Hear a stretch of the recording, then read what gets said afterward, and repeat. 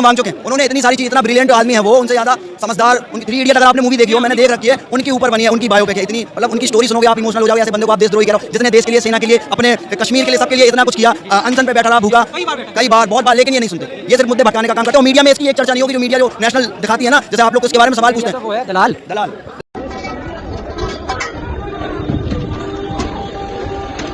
सरकार का दुर्भाग्य कहे, ये सरकार का पाखंड कहे कि इतने बड़े पर्यावरण कार्यकर्ता को, जिसने देश के लिए काफ़ी कुछ करा, सैनिकों के लिए काफ़ी कुछ करा, आज उसे जेल में बैठा के दिया गया। मैं बात सोनम वांगचुक की कर रहा हूँ। लद्दाख से शुरू हुआ मामला और गिरफ्तार किसे किया गया? पर्यावरण कार्यकर्ता को। मेरे साथ भैया हैं, क्या नाम है भैया? इफ्तिखार। लद्दाख में पूर्ण राज्य का दर्जा प्राप्त करने के लिए एक संघर्ष चल रहा था, प्रोटेस्ट, ठीक है।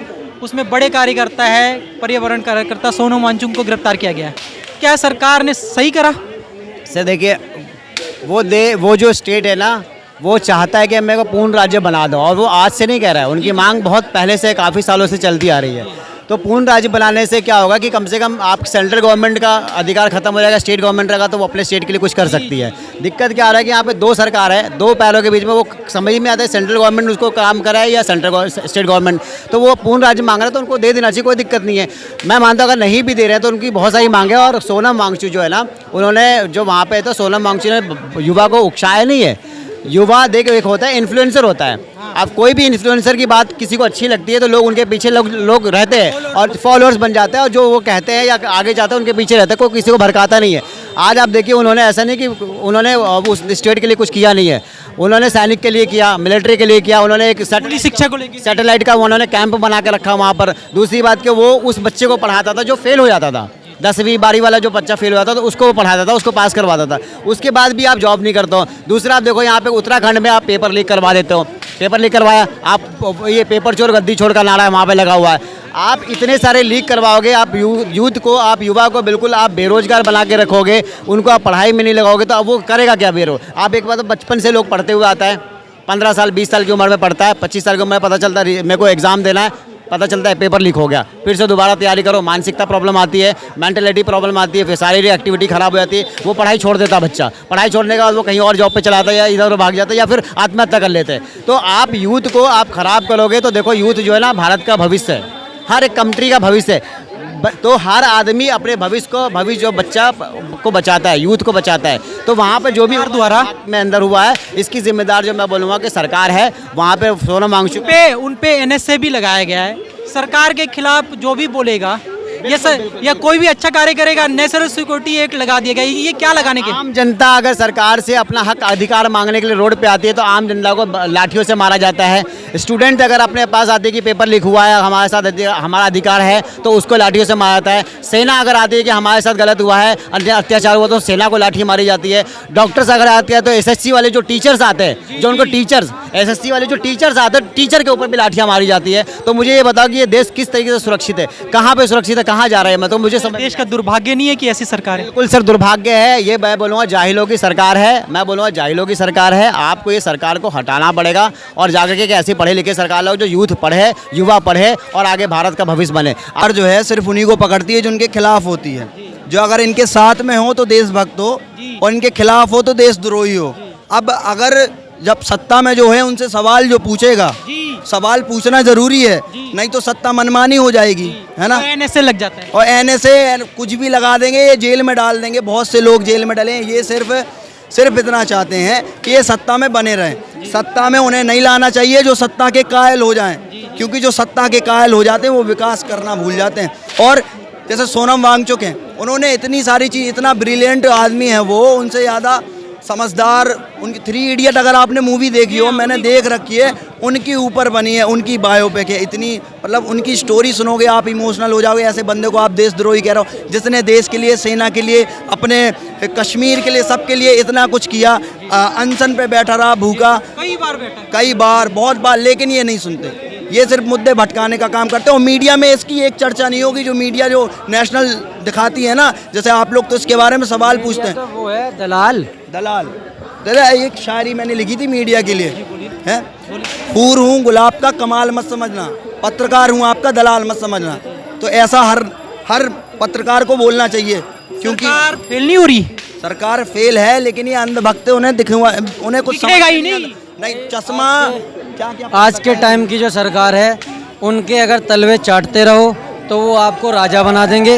अगर उनके खिलाफ आपने एक शब्द भी बोल दिया तो आप देशद्रोही हो, चाहे आप किसी भी धर्म के हो या किसी भी जात के हो, किसी भी तरह के हो, तो आप देशद्रोही हो। अगर आप उनके लिए बोल रहे हो कि हाँ मोदी जिंदाबाद, बीजेपी जिंदाबाद, तो आप सबसे बड़े देशभक्त हो। अगर आपने ये बोल दिया कि भाई हमारे यहाँ पे गड्ढा हो गया, अब इसको कौन भरेगा, देशद्रोही है तू, देशद्रोही है, पाकिस्तान जा, पाकिस्तान चला जा या ये चला जा। सोनम वांगचुक जैसे इतने अच्छे इंसान को वो देशद्रोही बता रहे हैं, जिन्होंने अपनी देश की सेना के लिए इतना कुछ किया। बर्फ़ में जब सेना कलकरा रही थी और उनके पास मतलब कि कुछ ऐसा सामान नहीं था, रहने का साधन नहीं था कि वो अपने आप को बचा सके हिमालय की चोटियों पर ऊपर चढ़ के, उन्होंने सेना के लिए एक ऐसा बंकर, एक ऐसा टेंट बनाया जिसमें वो आराम से रह सके, उन्हें ठंड और गर्मी का महसूस ना हो। ये उन्होंने बनाया सोनम वांगचुक जी ने। और अपने लद्दाख के लिए उन्होंने न जाने कितने अच्छे अच्छे काम किए, गरीबों के लिए न जाने कितने उन्होंने स्कूल खोले हैं, है ना। बहुत अच्छी चीज़ें उन्होंने किया है। और आज की मीडिया और आज के ये दलाल मीडिया उनको देशद्रोही बना रही है। तो इससे बड़ी शर्म, दुर्भाग्य, बहुत दुर्भाग्य, और इससे बड़े शर्म की बात हमारे लिए हो भी नहीं सकती। मैं तो ये कहता हूँ कि अगर गलती से आज चंद्रशेखर आज़ाद या भगत सिंह जी, अगर राजगुरु जी अगर आज जिंदा होते, और वो लोग तो बात करते शिक्षा और रोजगार की, वो लोग तो धर्म के खिलाफ रहते कि धर्म के साये से राजनीति नहीं चलनी चाहिए। अगर वो लोग आज होते तो ये लोग उनको भी देशद्रोही बना देते। ये है। और आज के टाइम पे जो भारत का माहौल चल रहा है, मुझे बड़ा दुर्भाग्य लगता है, बड़ा दुख होता है कि एक विधायक का जो लौंडा है ना, विधायक का लौंडा, उसका मर्डर का केस भी माफ़ हो जाता है। वकील बदलते हैं, जज बदलते हैं, तारीख बदलते हैं, केस भी बदल जाते हैं। लद्दाख में, लेह में जो मांग चल रही है पूर्ण राज्य का, नौकरियां देने का, 6 शेड्यूल के अंदर डालने का, कोई मांगना ये गलत नहीं है, बिल्कुल सभी झेल रहे हैं।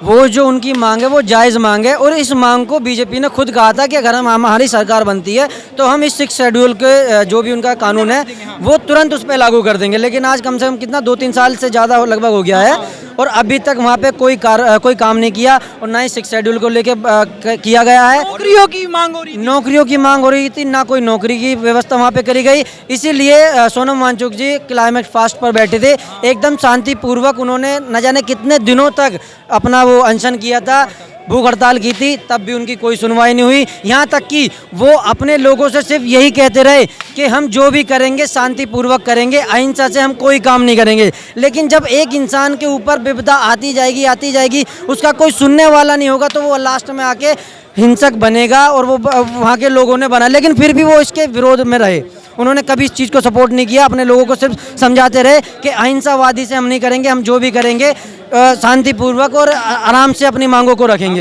लाइन में, हाँ जी बोलिए। आपने नौकरी की बात की, रोजगार की, आप एक बार कैमरा घुमा दो थोड़ा सा इस तरफ को, एक बार दिखाओ।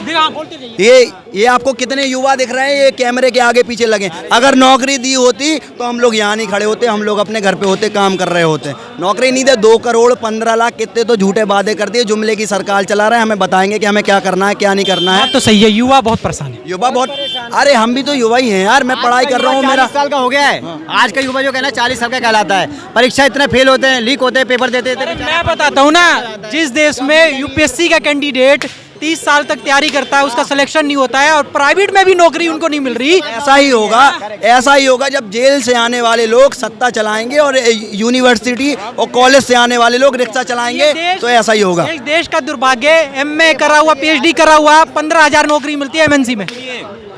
ये सोनम वांगचुक जी का जो पार्टी है उसने खुद ही एक्सेप्ट, पार्टी नहीं है, उनका एक संगठन है जिससे वो, जो संगठन है जिससे जुड़े हुए हैं, पार्टी नहीं है, कार्यकर्ता क्या है ऐसे कुछ, उस संगठन ने खुद ही एक्सेप्ट किया है कि यहाँ पे जब मीटिंग चल रही थी तो युवाओं के एक ग्रुप, सुनिए मेरी पूरी बात, युवाओं के एक ग्रुप ने अचानक एग्रेसिव हो गए। ये एक्सेप्ट किया है उन्हीं के, मतलब जिस समय, मतलब युवा अग्रेसिव हो गया, उससे सोनम वांगचुक का क्या रिलेटिव? नहीं, मैं न्यूज़ में इतना ही है, उससे ज़्यादा मैं कुछ नहीं बोल रहा हूँ कि न्यूज़ में टीवी व्हाट्सएप वाली नहीं भैया जड़ में जाइए ना, कौन सी न्यूज़ में देखा था? एक मिनट, आप यहाँ सालों साल हड़ताल पे बैठिए, अगर आपको कोई क्या होगा भाई? आप मेरी बात समझ रहे हैं ना? तो उन्हीं की जो, जिस संगठन से वो जुड़े हुए हैं ना, 2 संगठन से जुड़े हुए हैं। मैं आपसे ये जानना चाहता हूँ, सुनिए तो, मैं आपसे ये जानना चाहता हूँ कि आपने कौन सी न्यूज़ में ये सुना है? नहीं, जी न्यूज़ नहीं, हिंदी का अखबार है उसमें। नहीं, सारे अखबारों में था, 3-4 अखबारों में था, ये न्यूज़ लिखा हुआ था। अखबारों में था, पार्टी वाले न्यूज़ में था, इन सब में होता ना, वे सबसे बड़े दलाल न्यूज़ है।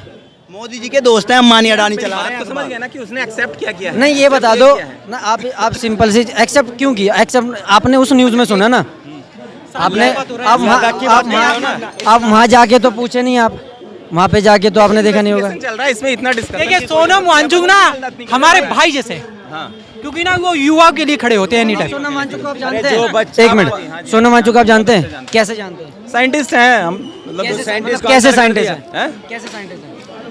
इंजीनियर है और साइंटिस्ट क्या हैं। किया है उन्होंने? क्लाइमेट पे रिसर्च किया है यार। नहीं, इंजीनियर क्या करता वही है? याद है इनको, बस इनको सिर्फ इतना पता है कि युवा को भड़काया था। आज अगर खान सर को मुद्दा कहीं और में भटका नहीं, मैं पूछो खान सर को जानते हैं? खान सर को कहाँ से कहाँ बात लेकर एक से आप बोलिए।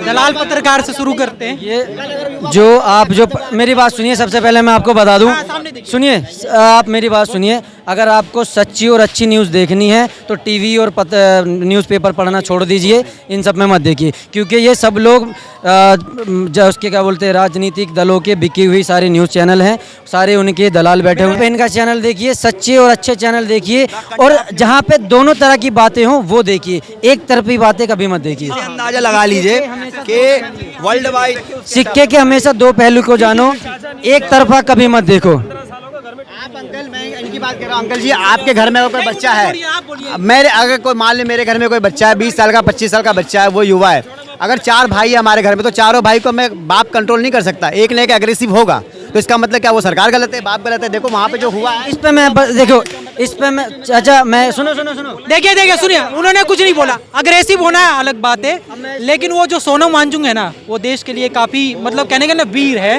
उन्होंने कई बार मामला उठाया है, ऐसे मामला है जो गरीबों के लिए है, क्योंकि पढ़ाई, क्लाइमेट चेंज, ये सब किसके लिए है? अब मैं सुनिए, एक मिनट चाचा, एक मिनट। बीजेपी सरकार फेल हो रही है, बीजेपी सरकार फेल हो रही है इस समय। वो सरासर फेल है भाई, कुछ काम करवा नहीं पा रही है, कुछ मेन आदमी को पकड़, मेन आदमी को पकड़ रही है, जो उनके खिलाफ बोल रहा है उनको अंदर करते जा रहे हैं, सीधी बात ही है। राजनीति ही धर्म की करते हैं। एक ये लाइन में मैं पूछूंगा आपसे कि सोनम वांगचुक को लेके कोई देश को संकेत देना चाहते हैं कि किसी के साथ ऐसा ना हो, बेचारा वो उसको देशद्रोही बोल रहे हैं। सोनम वांगचुक जैसे लोग इस देश के लिए बहुत ज़्यादा ज़रूरी है, और सोनम वांगचुक जैसे लोगों को अवार्ड और पुरस्कार मिलना चाहिए, ये टैग नहीं मिलना चाहिए देशद्रोही का, या ऐसी जो चीज़ें अभद्र बातें जो न्यूज़ पत्रकार वाले बोल रहे हैं, ऐसा कुछ नहीं होना है। वो बंदा ग्रेट बंदा है, और ऐसे अगर जब तक लोग नहीं जागेंगे कुछ नहीं होगा।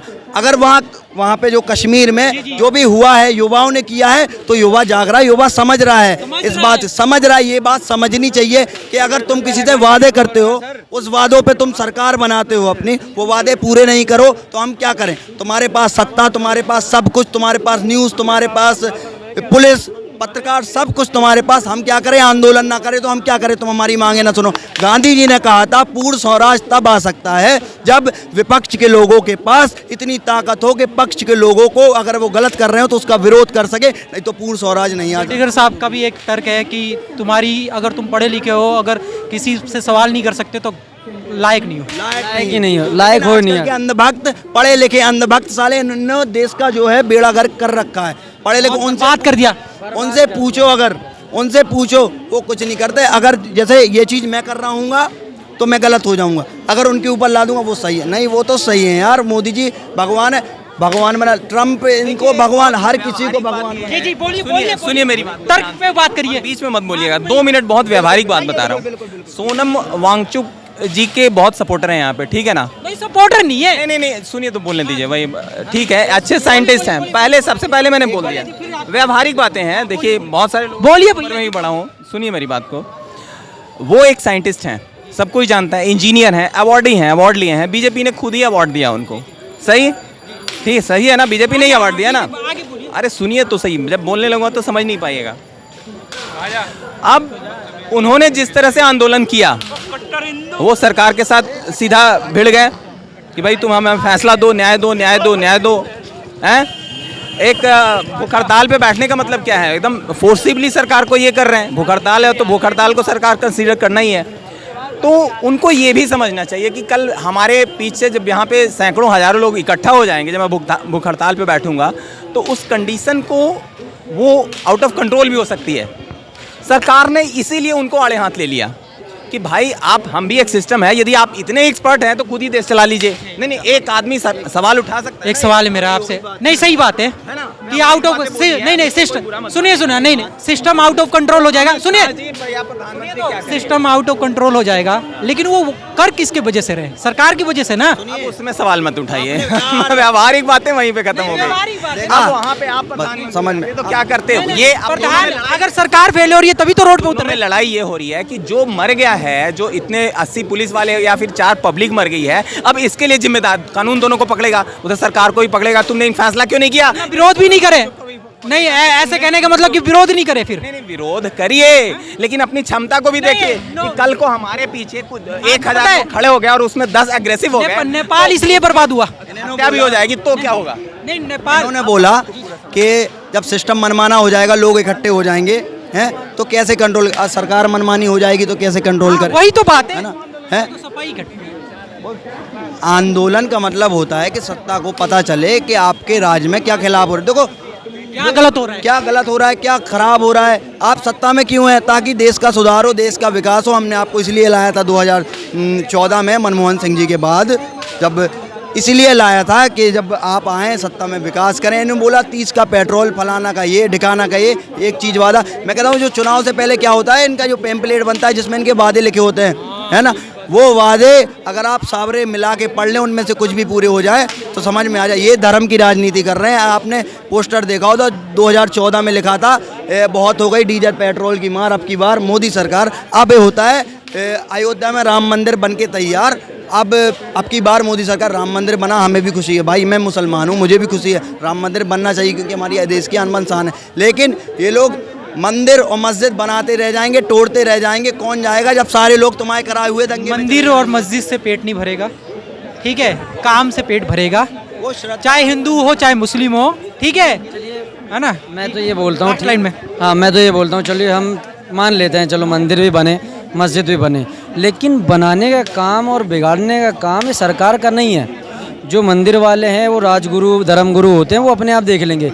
अगर सरकार, जिस देश की सरकार इस धर्म के मामलों में आ गई, उस देश का कभी भला नहीं हो सकता। ये मेरी बात आप लिख के रख लो। कितने थिंकर है जो कह गए कि अगर बर्बाद करना है किसी देश को तो धर्म में फंसा दो। धर्म है ये, आज से लगभग जब से हमारा देश आज़ाद हुआ और उससे पहले जो 200 साल अंग्रेज राज करके गए, वो किस बेस पे राज करके गए?